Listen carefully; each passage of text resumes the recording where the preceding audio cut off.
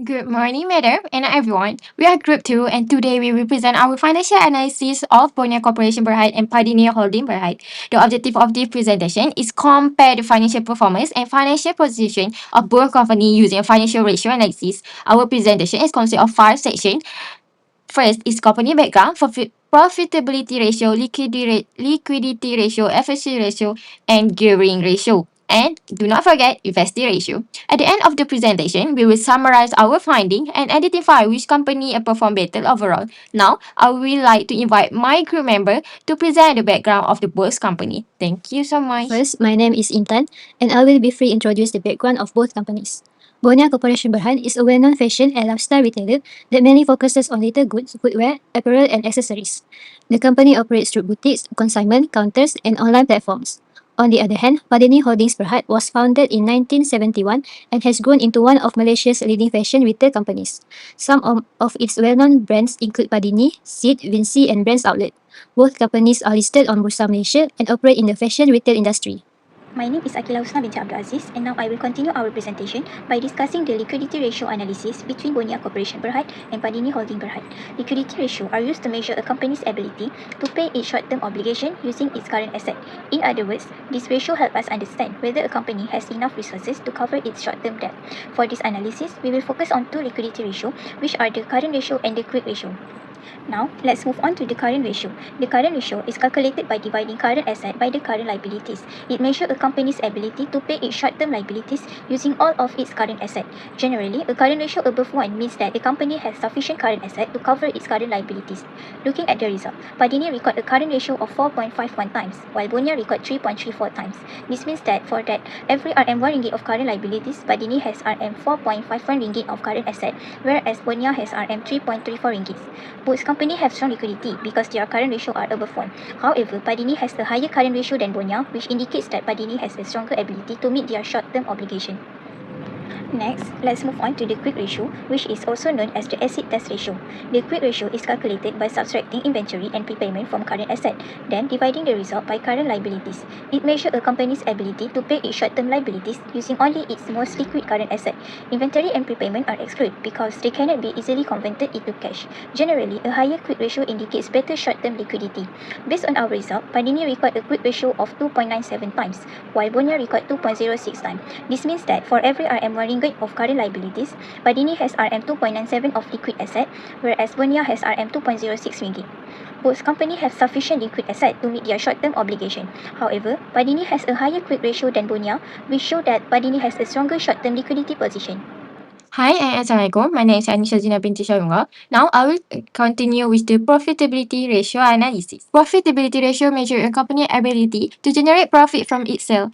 First is the gross profit margin ratio, which shows the percentage of profit remaining after deducting the cost of goods sold. Bonia recorded a higher gross profit margin of 59.22% compared to 38.85% for Padini.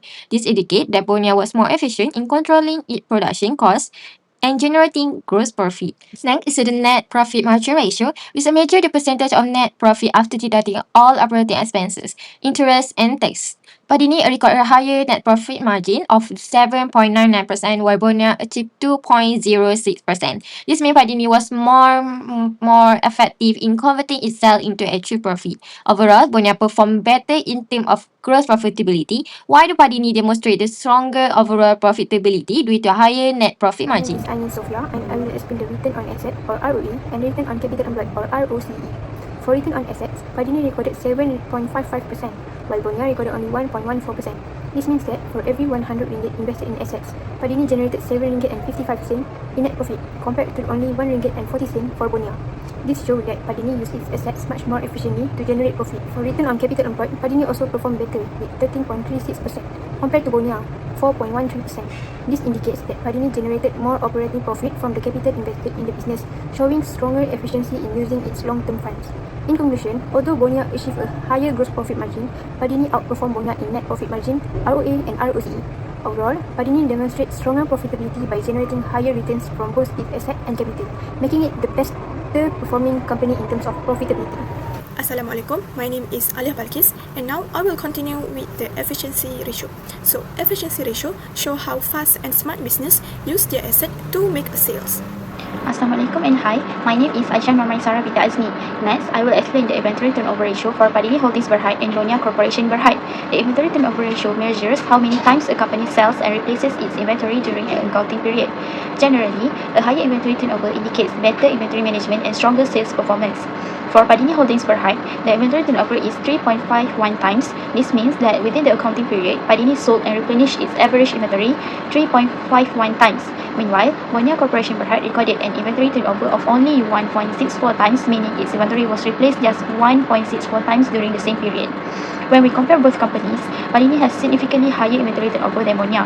This indicates that Padini is more efficient in managing its inventory and is able to convert inventory into sales more quickly. On the other hand, Bonia's lower inventory turnover suggests that its inventory moves more slowly, which may indicate weaker sales or less efficient inventory management. Next, the average collection period. The average collection period measures the average number of days a company takes to collect payments from its customers. A shorter collection period is generally preferred because it means the company receives cash more quickly and has better cash flow management. For Padini Holdings Berhad, the average collection period is 2.59 days, which is approximately 3 days. This means Padini is able to collect payments from its customers within only about 3 days. In comparison, Bonia Corporation Berhad has an average collection period of 52.99 days or approximately 53 days. This means Bonia takes much longer to collect payments from its customers. Overall, Padini performs much better than Bonia in terms of receivables management. The shorter collection period shows that Padini collects cash more efficiently, which improves its liquidity and supports smoother day-to-day business operation. Next, this slide compare how efficiently Padini and Bonia use their asset to make a sales. So, total asset turnover measure how many ringgit in sales a company can make for every 1 ringgit invested in asset. So, Padini Holding Berhad generate 1 ringgit of sale for every 1 ringgit of asset, and Bonia can generate 54 cent of sales of every 1 ringgit of asset. So, we can conclude here that Padini is the winner because Padini can generate higher sales than Bonia. So, Padini will be the target for investor because it can squeeze much more value of what it owns. Now, I will continue with the leverage ratio. So, leverage ratio show how much debt company use to run its business. This slide compare how much debt Padini and Bonia use to finance their businesses. So, the debt ratio show the percentage of company asset funded by borrowed money rather than its own equity. So, from the table, we can see that Padini debt ratio is 42.24% and Bonia is 32.35%. So we can see that Padini has a higher debt ratio than Bonia. So this indicates that Padini relies more on borrowed money. So we can conclude here that Bonia is the safer choice here because Bonia have a lower ratio. So this indicates that Bonia has a lower financial risk. So for investors that want to avoid high debt companies, Bonia is the preferred option. Now, let's move to the debt to equity ratio. Padini recorded a ratio of 73.12%, while Bonia recorded a lower ratio of 52.14%. This means that for every 1 ringgit of shareholders' equity, Padini has about 73 cents of liabilities, while Bonia has about 52 cents of liabilities. Therefore, Bonia performs better in terms of debt to equity ratio because it relies less on liabilities and has lower financial risk compared to Padini. Next is the times interest earn ratio. Padini recorded 8.21 times while Bonia recorded 3.24 times.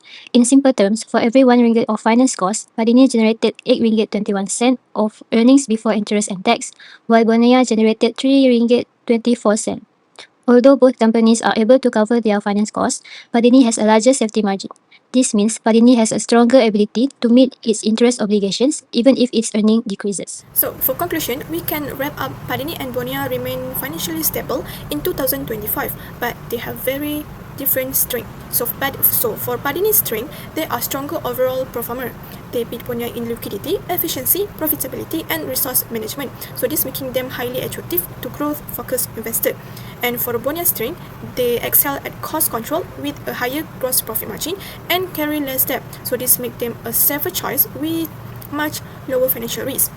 So if an investor want a stronger performance and efficiency, Padini is the winner. But if the investor want a conservative approach with a lower risk, Bonia is a better fit. So that's all from us. Thank you.